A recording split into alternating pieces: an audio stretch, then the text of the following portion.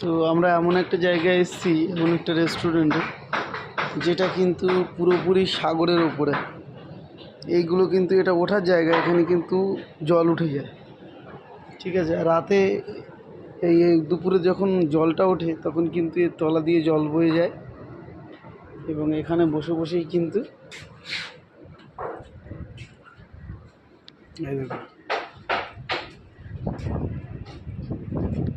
এখানে বসেই খাওয়া। এটা কিন্তু সাগরের উপরে পুরো। তো আমরা টিফিন করতে এসেছি, সকালের টিফিনটা করে নেব। নিচে যে চেয়ার দেওয়া রয়েছে,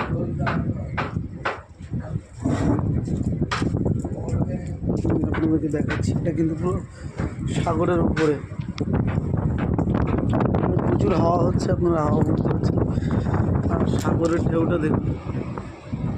এই দিকটা হচ্ছে বীচ, মন্দারমণি বীচ, সেই সামনে মন্দির। আর এই দিকটা হচ্ছে সুন্দরী বীচ, এই সামনেটা সুন্দরী বীচ, ঠিক আছে। প্রচুর প্রচুর বড় জায়গা নিয়ে।